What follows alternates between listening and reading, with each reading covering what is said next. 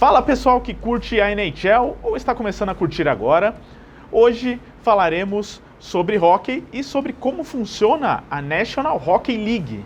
Porque, como eu disse, muita gente nova começando a assistir, então certamente tem coisas para explicar sobre o andamento da temporada, como funcionam os playoffs, quais são os times, enfim. Falaremos de tudo aqui em mais esse vídeo sobre a NHL, que sempre o pessoal cobra muito que a gente faça vídeos de NHL, então aqui está um. Antes de começar, não se esqueça, se inscreva no canal se ainda não for inscrito, ativa o sininho para receber notificações de novos vídeos, deixa o like também porque é muito importante, ajuda o vídeo a ir para mais pessoas e deixa aqui nos comentários também quais são as dúvidas que ficaram, depois que você assistiu o vídeo, quais dúvidas ficaram sobre a NHL, o que mais você quer saber sobre hockey e que outros vídeos você gostaria de assistir aqui sobre a NHL.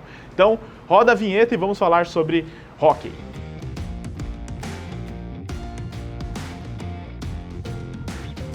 Vamos lá! Primeira coisa que você precisa saber é que a NHL tem 32 times, divididos em 4 divisões, cada divisão com 8 times. Isso inclusive mudou recentemente com a entrada do Seattle Kraken, que é a nova franquia da NHL, inclusive eu já fiz um vídeo sobre isso, tá aqui no card se você quiser assistir. Então o Seattle Kraken acabou de entrar na NHL e por isso são 32 times agora e dessa forma eles conseguiram alinhar as divisões certinho, com 8 times em cada divisão. Eu vou falar rapidamente quais são os 8 times de cada divisão aqui e vai aparecer aqui do lado, é claro, para você acompanhar de forma ilustrada. Então a cola está aqui. Antes, lembrando que temos a Conferência Leste e a Conferência Oeste e são 2 divisões em cada conferência. Então na Conferência Leste, divisão do Atlântico, temos Florida Panthers, Toronto Maple Leafs, Tampa Bay Lightning, Detroit Red Wings, Boston Bruins, Buffalo Sabres, Montreal Canadiens e Ottawa Senators. Divisão Metropolitana, ainda a Conferência Leste, Washington Capitals, New York Rangers, Carolina Hurricanes, Pittsburgh Penguins, Columbus Blue Jackets, New Jersey Devils, Philadelphia 76ers, claro que eu ia errar, Philadelphia Flyers e New York Islanders. Conferência Oeste agora, divisão central. Minnesota Wild, St. Louis Blues, Nashville Predators, Colorado Avalanche, Dallas Stars, Winnipeg Jets, Chicago Blackhawks e Arizona Coyotes. E por fim, temos a divisão do Pacífico, também na Conferência Oeste, com o Calgary Flames, Edmonton Oilers, Anaheim Ducks, San Jose Sharks, Vegas Golden Knights, Los Angeles Kings, Seattle Kraken, que eu citei agora, e Vancouver Canucks. Inclusive, para a entrada do Kraken, teve uma mudança aqui nas divisões. O Arizona Coyotes foi para a divisão central, antes ele era do Pacífico, e o Seattle ficou na divisão Pacífico. É sempre uma mudança para tentar manter as equipes separadas geograficamente, Então, a divisão do Pacífico é porque as equipes ficam mais perto ali do Oceano Pacífico, por isso tem esse nome. Então, tem uma lógica em relação a isso. Bom, aí esses times, eles se distribuem durante a temporada com uma tabela de 82 jogos. Cada equipe faz 82 jogos. E para distribuir esses 82 jogos, tem também uma lógica na tabela. Então, como funciona? As equipes fazem mais jogos dentro da divisão, dentro dos times da sua divisão.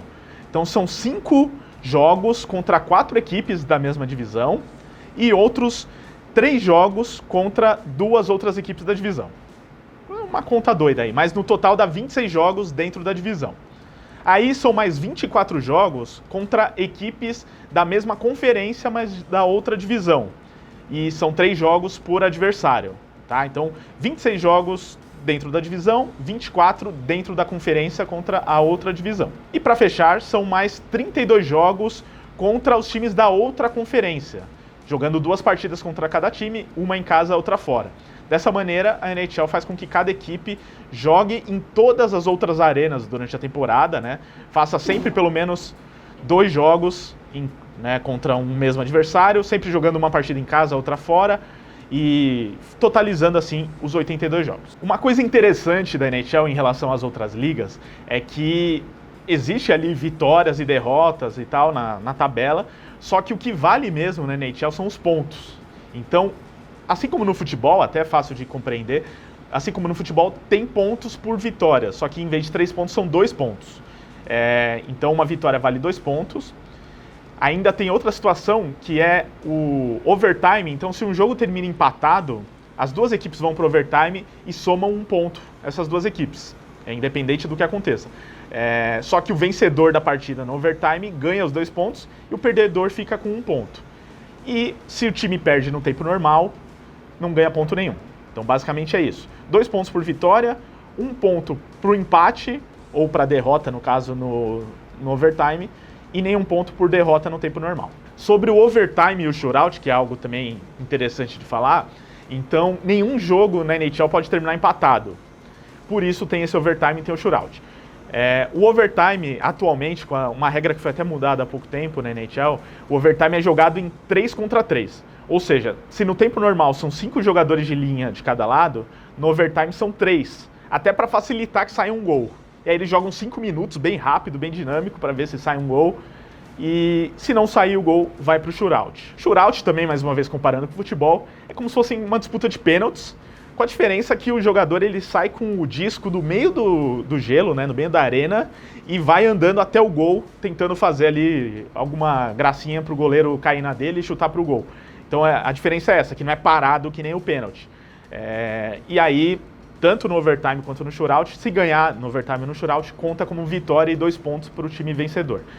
No shootout são 3 contra 3, também ao contrário dos pênaltis no futebol, que são 5 contra 5, né? Então são 3 chutes para cada lado, se empatar, disputa alternadas até que alguém vença. A temporada tem os 82 jogos, vai de outubro a abril. Nesse meio tempo, a única coisa que acontece é o All-Star Game, né? A única coisa de diferente. Acontece sempre em janeiro ou fevereiro, então uma pausa durante a temporada para o Jogo das Estrelas também, assim como acontece em outras ligas americanas. E uma outra coisa interessante que às vezes acontece na temporada, às vezes não, já é uma tradição, são os jogos em estádios abertos. Então, alguns jogos a NHL escolhe para fazer em estádios de futebol americano, de beisebol, e aí a céu aberto com 70, 80 mil pessoas, porque os jogos de hóquei, né, são em arenas ali, às vezes divididas com times de basquete, então são arenas para 20 mil pessoas. Então, às vezes eles fazem esses jogos a céu aberto, que é legal até porque, por exemplo, tem o Winter Classic, que é jogado sempre no dia 1º de janeiro, em um estádio aberto. E nesse Winter Classic, como é jogado no inverno, em lugares frios, normalmente até tá nevando no dia. Então parece que um negócio pré-histórico, hóquei pré-histórico, o pessoal jogando embaixo da neve. Mas é bem legal. Aí termina a temporada regular, em abril, se classificam para os playoffs. Olha aí. São os 3 primeiros colocados de cada divisão, são 4 divisões, né? E 2 times por conferência via wild card, que é como se fosse uma repescagem, e aí nesse caso não importa a divisão. São os 2 times que tiverem melhor campanha fora esses 3 primeiros das divisões. Então, por exemplo, Conferência Leste, vão 3 da divisão do Atlântico, 3 da divisão metropolitana, e os outros 2 de melhor campanha. Pode ser 2 da metropolitana, 2 do Atlântico, ou 1 de cada. Tanto faz. Aí, nos playoffs, né, na distribuição da primeira rodada, o time de melhor campanha da conferência enfrenta o time de pior campanha entre os que vieram do wild card. Aí, o outro do wild card enfrenta o outro campeão de divisão, né? O time de melhor campanha vai ser um campeão de divisão, o outro campeão de divisão enfrenta o outro time do wild card. E aí, o segundo de uma divisão enfrenta o terceiro dessa divisão, assim como nas outras divisões também. Daí em diante, os confrontos são todos ali dentro dessas divisões.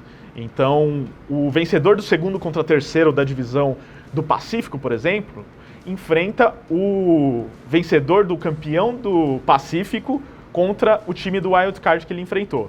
E assim por diante. E sempre dentro das conferências. Então vai até o final da Conferência Leste e até o final da Conferência Oeste. São sempre séries melhor de 7 também, para definir os vencedores nos playoffs. E como eu disse, né, tudo dentro das conferências. Aí chegamos na final da Conferência Oeste e na final da Conferência Leste. E os campeões dessas conferências se enfrentam na final da Stanley Cup. E ao contrário do Super Bowl, que a gente não pode falar final do Super Bowl, na Stanley Cup tá certo, é final da Stanley Cup, ou em inglês Stanley Cup Final, né? Porque a Stanley Cup em si é o troféu, mas eles chamam os playoffs de playoffs da Stanley Cup e a final de final da Stanley Cup. Vale dizer que nas séries melhores de 7, o time que joga 4 partidas em casa, né, que tem essa vantagem de jogar 4 em casa, são, nas primeiras 2 rodadas, os times melhores classificados, né? Então, o primeiro colocado vai sempre ter uma vantagem, o segundo colocado vai ter vantagem. E depois da segunda rodada, né, a partir da final de conferência, depois da final da Stanley Cup, os times de melhor campanha que jogam mais partidas em casa. Tá? Então tem essa diferença, porque aí chegando já lá na frente, pode ser que um time melhor colocado não tenha necessariamente uma melhor campanha. Bom, e aí na Stanley Cup, na final da Stanley Cup, o campeão do leste contra o campeão do oeste, melhor de 7, como eu disse, quem tiver melhor campanha joga 4 partidas em casa, se precisar, né, de tudo isso. Pode acabar antes, pode ser 4-1 a série, 4-0. E, nesse caso, a gente define quem foi o campeão da temporada da NHL na grande final da Stanley Cup. Umas coisinhas interessantes para notar, inclusive nos playoffs, são algumas tradições que rolam na NHL. Por exemplo, a barba. Eu estou aqui de barba mais ou menos feita. O pessoal lá na NHL, quando chega nos playoffs, eles têm uma tradição de não cortar a barba. Então todos os jogadores, não importa se eles já tiveram barba na vida, se eles têm, às vezes tem uns que nem conseguem cultivar uma barba direito, né? Que fica só uns tufinhos, mas é obrigado, tem que ficar com a barba até o final. E tem outros que viram um verdadeiro Neandertal, de tanta barba que ele, ainda mais se chegar até a Stanley Cup. Então tem essa tradição, não pode cortar a barba porque dá azar. E tem outra tradição também, que é das finais de conferência, quando um time ganha a Conferência Leste ou a Conferência Oeste, a tradição, eles ganham um troféu por ganhar a conferência, mas a tradição manda que eles não toquem no troféu, porque também dá azar. Então eles fazem uma foto ali em volta do troféu, assim, bem protocolar, mas não vamos trocar porque esse troféu não importa pra gente, o que importa é ganhar a Stanley Cup. E acontece isso, aí um ou outro resolve tocar no troféu pra ser diferentão, aí se dá mal. Outros se dão bem também, até porque é só uma superstição.